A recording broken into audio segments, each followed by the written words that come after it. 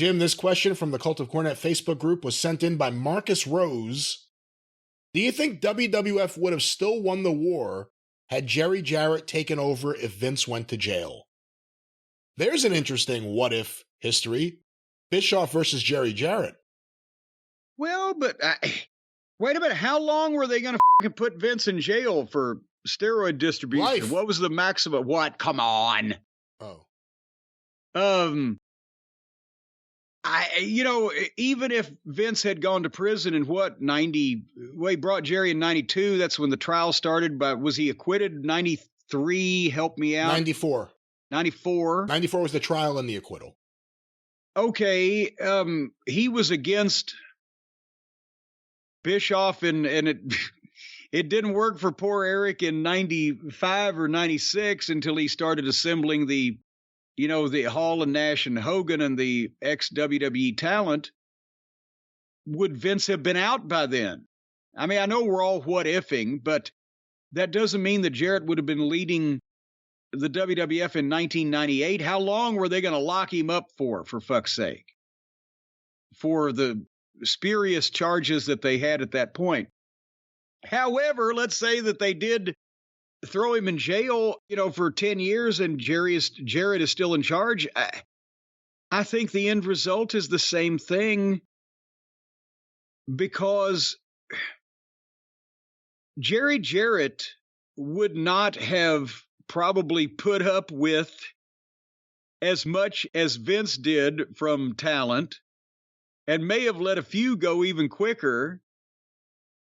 And basically the story was not that Vince's, the new talent that Vince was forced to use in the wake of the old talent leaving, and Vince's better business as a whole, the WWF's business structure as a company, was what made the difference. So if Jerry Jarrett, if anything, would have started using more of the new talent and the talent that got used in the Attitude Era earlier, because they were hungrier and cheaper, and meanwhile, if Bischoff had spent more money earlier on more of the big stars that he signed without, as he just admitted, and Hulk did too last week with the NWO biography, never having a plan once they started the thing,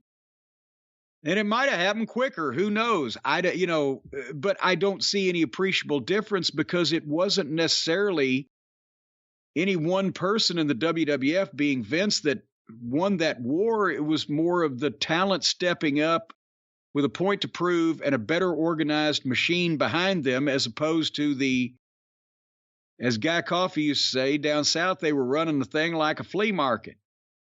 Jerry Jarrett, in the past as a promoter, most famously probably in 77, had to adapt to things and make things happen quickly on the fly so his business would survive.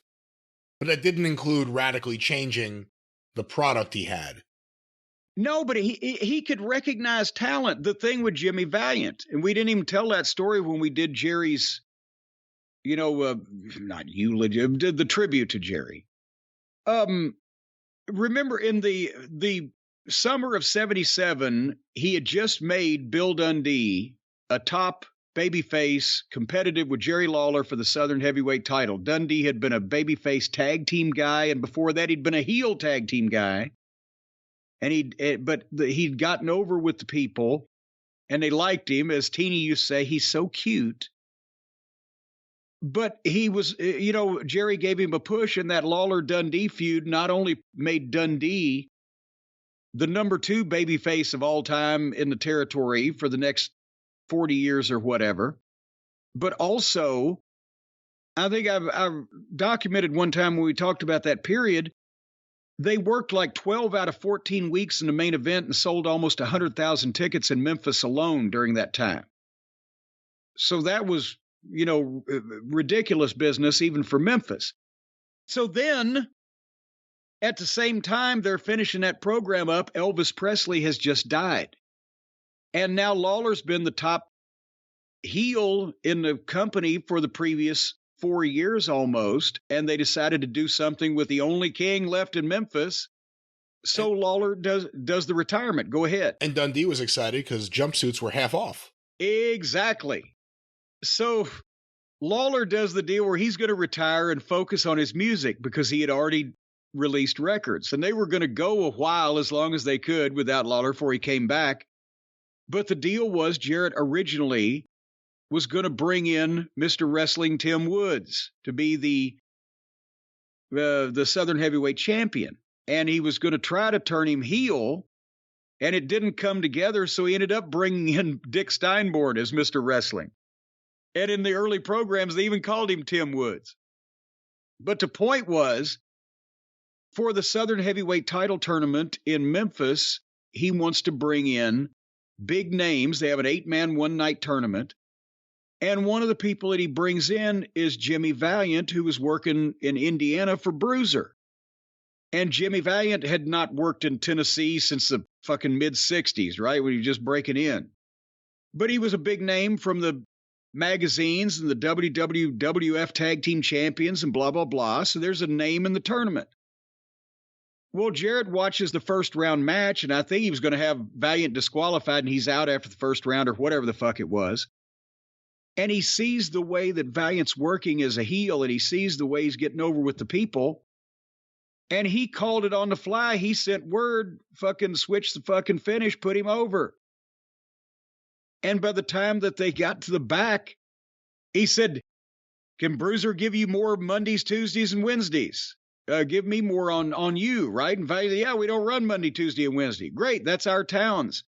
He put Valiant over in the tournament because he saw in that time, okay, what I can do with this fucking guy.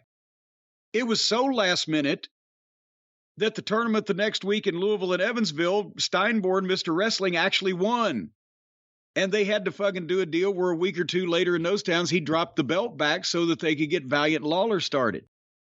And Valiant wins the Southern title. Business is on its ass because Lawler is down. His first week there as the champion was like 3,000 people in Memphis. But they fucking continue for a couple weeks getting heat on him and then work the angle where Lawler does the concert and Valiant comes out and breaks guitar over his head. And here we go. Lawler's unretired. And for literally 4 months, almost every week, I think they skipped 2 or 3 weeks at least in Memphis and Louisville, but every week, Lawler and Valiant stipulations, betting money, strap match, no DQ, whatever the fuck. And Valiant loved to bleed. Lawler was bleeding more. As when Lawler goes an hour with Race in Memphis for the title, the next week they come back with a 90-minute time limit, and Lawler pile drives Harley and has him covered with the referee down. Valiant runs in, breaks a bottle over his head. And Lawler not only gets juice from his head, but he blades his chest and his arm. And the people called the cops. They actually had something in the paper about it. And Lawler went to the fucking hospital and got sewed up. And it was reported he was stabbed by Jimmy Valiant and suffered superficial wounds. And they drew nothing but fucking money again for 4 months. And from that, Jimmy Valiant was made as the number 3 most popular fucking singles wrestler in the history of modern Memphis wrestling. He was over from that point on. My question was going to be, let's say Jerry Jarrett was promoting WWF or the booker for WWF in 94, 95, Vince is away. Let's just say his product is doing better than Vince's was in 95, but it's still not lighting things up because wrestling wasn't lighting things up in 95, as you know. Right. All of a sudden, you have an Eric Bischoff, a WCW, their budget, Nitro. It's not only up against you, it's a different kind of show. They're trying to do surprises. They're trying to make things really live. You're still taped a lot of the time. They're attacking you on TV. Jerry Jarrett or anyone else, beyond Vince McMahon, how many promoters or bookers do you think would have been able to successfully change what their product was to combat that assault? Because that's what Vince did. The WWF in 95 is different than WWF in 97, different than WWF in 99. for good or for bad, it's a complete change. Go watch that Hogan Andre stuff. 95 WWF isn't radically different in terms of aura, except, less fans. It's not as hot and the look's a little different in terms of like the ring skirt, but it felt like the same thing, the end of that era. But how many promoters would have been able to successfully deal with a WCW and a Bischoff coming at them like that? Well, with the example you gave, he would have already been doing it. If Jerry Jarrett was, I don't know about going live, because would he have had that pull, that power, that capability? But as far as more surprises and, live as it happens, there's the fucking master of live wrestling television. Everything he tried to do or wanted to do or suggested to do was to shake that shit up. Same thing as Watts, trying to bring the Mid-South show closing babyface, beat down, riotous, it's breaking down and wherever. And Vince would overrule it, or Vince would change it, or Vince would re-edit the show. If Vince wasn't around, what's Jerry Jarrett going to be doing? He's going to try to bring in more exciting performers with more shocking shit. And I don't mean shocking like setting people on fire, but more surprises, more live TV as it happens, more personal issues. So he would have already done whatever he was going to be allowed to do in terms of changing it for what it actually became later on, which was, again, Monday Night Raw was originally supposed to be the live TV show where anything can happen, and was going to be, and that's what the story was going around at the time, patterned after live Memphis wrestling on television. Because not only was that people's frame of reference for a crazy, wild wrestling show, but Jerry Jarrett was actually there. So it would have happened quicker, I think. I don't know that he would have been reacting to Bischoff or whether he would have been doing it first.